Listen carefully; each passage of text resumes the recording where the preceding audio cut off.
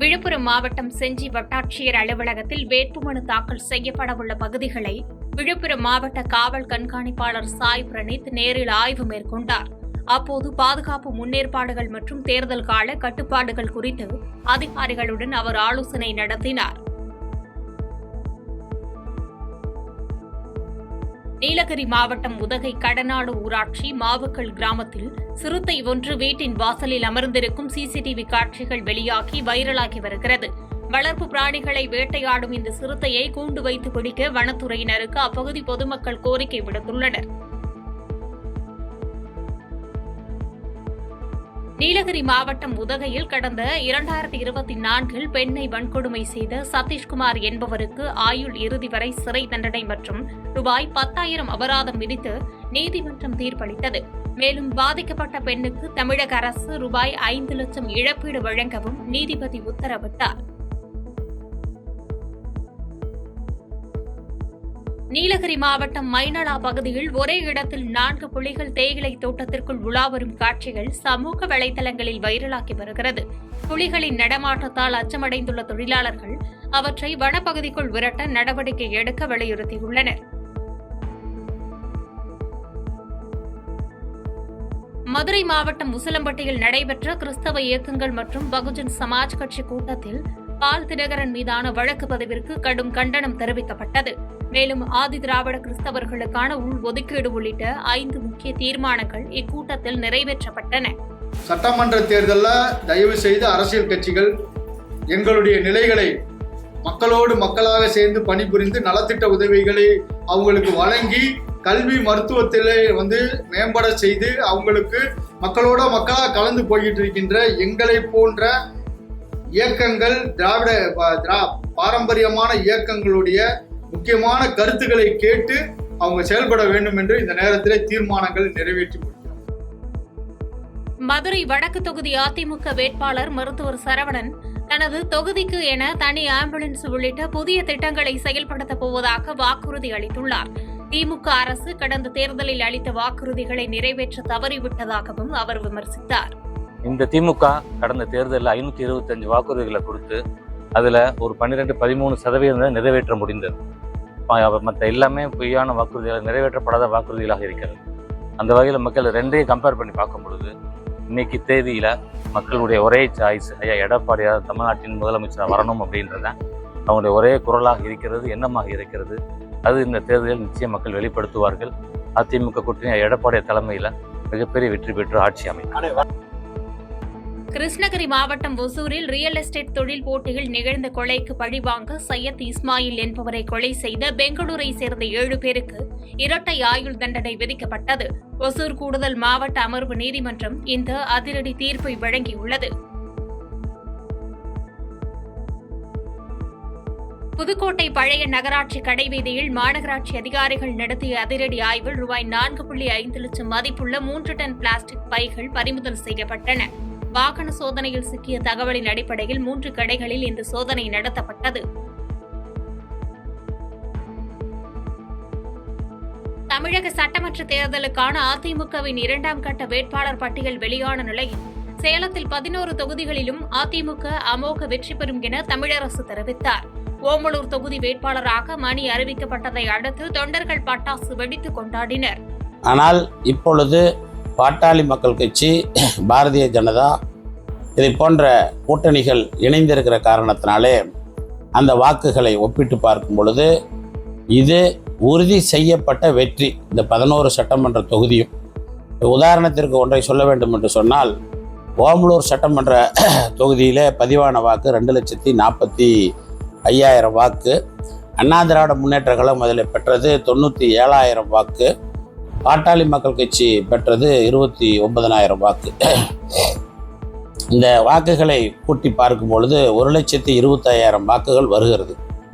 எனவே இந்த 1,25,000 வாக்குகளும் இன்றைக்கு நிச்சயமாக சிதறாமல் வரும். திருவள்ளூர் கிளாம்பாக்கம் பகுதியைச் சேர்ந்த பாலாஜி மற்றும் சஞ்சய் ஆகியோர் சென்ற இருசக்கர வாகனம் லாரி மீது மோதியதில் பாலாஜி சம்பவ இடத்திலேயே உயிரிழந்தார். படுகாயமடைந்து மருத்துவமனையில் சிகிச்சை பெற்று வந்த சஞ்சயும் சிகிச்சை பலனின்றி என்று பரிதாபமாக உயிரிழந்தார். திருவள்ளூர் சட்டமன்ற தொகுதி அதிமுக வேட்பாளராக அறிவிக்கப்பட்டுள்ள முன்னாள் அமைச்சர் PV ரமணா திருவாலங்காடு வடார் அந்நியேஸ்வர சுவாமி கோயிலில் வழிபாடு நடத்தினார். சாமி தரிசனை முடித்த பின் கட்சி தொண்டர்களுடன் இணைந்து அவர் தீவிர வாக்கு சேகரிப்பில் ஈடுபட்டார். ராமநாதபுரம் மாவட்டம் திருவாடானை தொகுதியில் நாம் தமிழர் கட்சி வேட்பாளர் பிரேம்நாத்தை ஆதரித்து பேசிய சாட்டை துரைமுருகன் திராவிட மற்றும் தேசிய கட்சிகள் இயற்கை வளங்களை சுரண்டுவதாக சாடினார். அடுத்த தலைமுறைக்காக இயற்கை வளங்களை காக்க பேனா சின்னத்திற்கு வாக்களிக்குமாறு அவர் மக்களிடம் கேட்டுக் கொண்டார். இஸ்லாமினுடைய நண்பன் இந்தியாவில் இன்னைக்கு எண்ணெய முகமை என்ற ஒரு புலனாய்வு முகமை இருக்கிறதுனால அதுக்கு அச்சாரம் போட்டு கொடுத்து இந்தியாவில் இருக்கக்கூடிய இஸ்லாமியர்களை பயங்கரவாதிகளாக தீவிரவாதிகளாக சித்தரிப்பதற்கான அந்த தேசிய புலனாய்வு முகமையை உருவாக்கியது பாரதிய ஜனதா கட்சியா இல்ல காங்கிரஸ் கட்சியா? இது கேள்விக்கு பதில் இருக்கா? மானமுள்ள காங்கிரஸ்காரன் எவனாவது ஒருத்தன் இந்த ஊர்ல இருந்து என்ன பதில் சொல்றான்? என்னைய கொண்டு வந்தது காங்கிரஸா பாஜகவா? கொண்டு வந்தது காங்கிரஸ். அதுக்கு பேர் வச்சு அவன் வந்து கல்யாணம் முடிச்சா இவன் பிள்ளை பத்துட்டான். காங்கிரஸ் கல்யாணம் முடிச்சா பிஜேபி பிள்ளை பத்தான். அவ்வளவுதான்.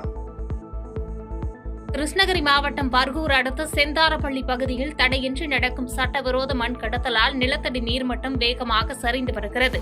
அதிவேகமாக செல்லும் டிப்பர் லாரிகளால் விபத்துகள் ஏற்படுவதால் இதை தடுக்க மாவட்ட நிர்வாகம் நடவடிக்கை எடுக்க வேண்டும் என்று அப்பகுதி மக்கள் கோரிக்கை வைத்துள்ளனர். ராமநாதபுரம் மாவட்டம் பாம்பன் பகுதியில் விசைப்படகு மீனவர் வலையில் சிக்கிய 23 கிலோ எடையுள்ள அரிய வகை ஆண் கூரல் மீன் 1,05,000 ரூபாய்க்கு ஏலம் போனது.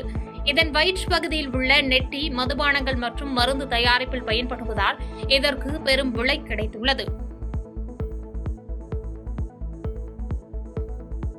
திருப்பூர் வடக்கு தொகுதியில் போட்டியிடும் அதிமுக வேட்பாளர் MSM ஆனந்தன் அத்திக்கடவு திட்டத்தில் விடுபட்ட குளம் குட்டைகள் இணைக்கப்படும் என வாக்குறுதிகள் அளித்தார். எடப்பாடி பழனிசாமி தலைமையிலான அதிமுக கூட்டணி மகத்தான வெற்றி பெற்று மீண்டும் அம்மாவின் ஆட்சி அமையும் என்று அவர் கூறினார். அதாவது போன தடவை இருந்த எழுச்சியை விட இந்த தடவை மிகவும் எழுச்சி அதிகமாக இருக்கு. மக்களிடத்திலும் சரி, எங்களுடைய தொண்டர்களிடத்திலும் சரி, எங்களுடைய நிர்வாகிகளிடத்திலும் சரி எழுச்சி வந்து எல்லா ஊர்ல இந்த தொகுதி மட்டுமல்ல தமிழகத்தில் இருக்கக்கூடிய 234 தொகுதிகளிலும் இன்றைக்கு எழுச்சியாக இருந்து கொண்டிருக்கின்றது. அதுவே இந்த வெற்றிக்கு அறிகுறி என்பதை நாங்கள் உணர்கின்றோம். திருவாரூரில் தனியார் துணிக்கடை சார்பில் உடல்நலன் குறித்த விழிப்புணர்வை ஏற்படுத்த 400க்கும் மேற்பட்ட ஊழியர்கள் பங்கேற்ற நடைபயணம் நடைபெற்றது. மருத்துவர் சண்முகம் துவக்கி வைத்த இந்த நிகழ்வில் ஆரோக்கியமான உணவு மற்றும் உடற்பயிற்சியின் அவசியம் குறித்து முழக்கங்கள் எழுப்பப்பட்டன.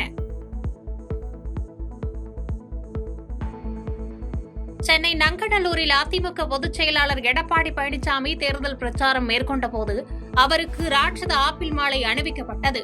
அவர் பிரச்சாரத்தை முடித்து சென்ற சில நிமிடங்களிலேயே தொண்டர்கள் மற்றும் பொதுமக்கள் அந்த மாலையில் இருந்த ஆப்பிள்களை போட்டி போட்டு பறித்து சென்றனர். தஞ்சை மாவட்டம் ஒரத்தநாடு மற்றும் அதன் சுற்றுவட்டார கிராமங்களில் தேர்தல் சின்னங்களை சுவர்களில் வரைவதில் திமுக அதிமுக இடையே போட்டி நிலவுவதாக கூறப்படுகிறது. வேட்பாளர் பட்டியல் முழுமையாக வெளியாகாத நிலையில் கட்சியின் சின்னத்தை மட்டும் வரைந்து இடங்களை கைப்பற்றுவதில் கட்சியினர் ஆர்வம் காட்டி வருவதாக தெரிகிறது. தஞ்சாவூரில் உலக சுகாதார தினத்தை முன்னிட்டு தனியார் நிறுவன ஊழியர்கள் 200க்கும் மேற்பட்டோர் பங்கேற்ற விழிப்புணர்வு பேரணி நடைபெற்றது. சுத்தமே ஆரோக்கியம் போன்ற வாசகங்கள் அடங்கிய பதாகைகளை ஏந்தி சென்ற ஊழியர்கள் பொதுமக்களிடையே நல்வாழ்வு குறித்த விழிப்புணர்வை ஏற்படுத்தினர். நெல்லை வள்ளியூர் தனியார் கல்லூரியில் நடைபெற்ற விழாவில் மனோன்மணியம் சுந்தரனார் பல்கலைக்கழக பதிவாளர் சாக்ரட்டிஸ் மாணவிகளுக்கு பல்வேறு ஆலோசனைகளை வழங்கினார். மாணவர்கள் கஷ்டங்களை சந்தித்தால்தான் சாதிக்க முடியும் என்றும் அரசு திட்டங்களை பயன்படுத்தி உயர்கல்வியில் சிறக்க வேண்டும் என்றும் பேசினார். நெல்லை மாவட்டம் திசையன்விளை அருகே பள்ளி மாணவ மாணவிகள் தெய்வங்களின் வேடமணித்து பங்கேற்ற ஸ்ரீ ராமநவமி ஊர்வலம் பக்தி பரவசத்துடன் நடைபெற்றது. பக்த முழக்கங்களுடன் நடைபெற்ற இந்த ஊர்வலத்தை தொடர்ந்து ராமருக்கு சிறப்பு அபிஷேகமும் பஜனை வழிபாடுகளும் நடைபெற்றன. செய்திகளை உடனுக்குடன் தெரிந்து கொள்ள கீழ்கண்ட கேபிள் மற்றும் டிடிஎச் நெட்வொர்க்குகளில் எம்நாடு செய்தி தொலைக்காட்சியை காணுங்கள். பாதகம் செய்பவரை கண்டால் நாம் பயம் கொள்ளலாகாது பாப்பா. மோதி மிதித்து விடு பாப்பா, அவர் முகத்தில் உமிழ்ந்து விடு பாப்பா. அண்மை செய்திகளை உடனுக்குடன் தெரிந்து கொள்ள இணைந்திருங்கள் எம் நாடு தொலைக்காட்சியுடன்.